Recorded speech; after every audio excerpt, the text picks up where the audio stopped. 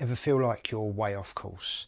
Like everyone else is doing what they love and you're just stuck on the sidelines? Yeah, I've been there. Some years ago I worked as a licensed close protection operative, a bodyguard, to some very high profile celebrities. That spanned nearly 10 years on and off. At the same time I was also working as a nightclub doorman, a bouncer, at clubs in East London and Essex. Most weekends I might be found breaking up fights in a club or telling the paparazzi to piss off. That never got old. So there was drama, but there was definitely boredom too. Close protection certainly isn't all glitz and glam. It's long hours standing outside hotel rooms doing absolutely nothing, followed by moments of madness, dashing here and there, itineraries and schedules changing at the drop of a hat. It was often fun, but it also felt like I was wasting my time and my life because I knew I wasn't living up to my creative potential. Fast forward to the present day, I design book covers and paint pictures in my shed.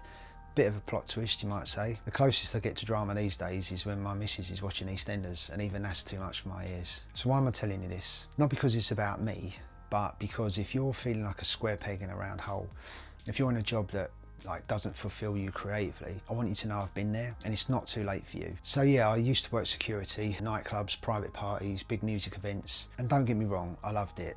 The adrenaline, the camaraderie, the buzz, not so much the crap hours and the lack of sleep, but overall it was a fantastic chapter in my life.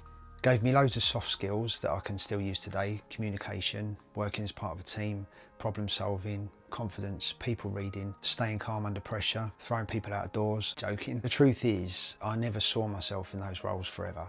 Something just wasn't clicking. So if you've ever had that feeling like you're in the wrong chapter of your life, that was me too. Things were going well in close protection. There were plenty of work opportunities coming up, but I had this itch I couldn't ignore. I've always loved drawing, sketching, imagining stories. In fact, I remember on one job, I'm sitting in a certain A-lister's flat during they were filming in London at the time, and I'm daydreaming about creating my own choose your own adventure books. I grew up in the 80s and those fighting fantasy game books, they were my happy place. I loved the illustrations and the covers. Huge props to Ian Livingstone and Steve Jackson. Now, I don't really believe that we're born to do like one thing in life. I think we should follow our curiosities, and maybe they'll turn into passions, maybe they won't, but they'll take us somewhere that matters, if only for a while. And for me, pull toward creativity never really went away. So maybe you're feeling something similar. Maybe you're in a job that, isn't quite doing it for you, but you've got that quiet tug, something's tapping you on the shoulder and sort of saying, look, there's more for you to do than this. I ignored that voice for ages. I told myself it was too late. And that, of course, was complete bollocks. Eventually something shifted. It wasn't like a lightning bolt, it was just a lot of little signs that I couldn't really ignore anymore. And honestly, it was buying an iPad that really did it. I'm not joking, Procreate changed my life because I started drawing and painting again. And give or take the odd break, I haven't really stopped. So if you're wondering how to start, just take one step. Pick up a pencil or a brush or whatever medium calls out to you. Have some fun with it. Give yourself permission to be creative. These days I work with authors to help bring their stories to life visually. It's the kind of work I once thought wasn't going to happen for me, and I do it all from this shed. No studio, no agency, maybe the odd neon light. Just me, my iPad set up, and the occasional visit from Big Dave the shed spider. It keeps all the creepy crawly riff-raff out. I guess my point's simple. Creative paths don't always start how you expect. Sometimes you take the long way round, and that's totally fine. Life's short. If you've got the urge to make, create, write, illustrate, don't talk yourself out of it. If you've had a few false starts, no worries, there's still time. Your past isn't like wasteful baggage, it's your toolbox of experience, right?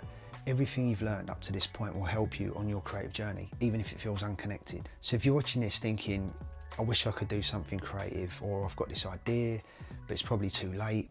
The truth is, you're not late, you're bang on time. The fact you're here watching this already says something. You're curious, you care, and that's where every meaningful creative journey begins. This channel's for people like you. I'll be sharing tips, process, ideas, and hopefully a bit of proof that it is possible to build a creative life, even if you started as a nightclub bouncer. Thanks for watching.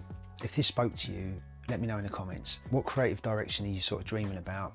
Or what step are you taking right now? And if you want to have a chat about where you're at and whether I can help you get out of a creative rut, there's a free Calendly link in the description. No pressure, just a friendly conversation, and I can see if I can help you out and get you out of a rut. Hit subscribe if you're up for more videos like this. I'll be covering, topics about book cover design, illustration, finding your creative rhythm, especially if you're starting late, sideways, or unexpectedly. See you next time.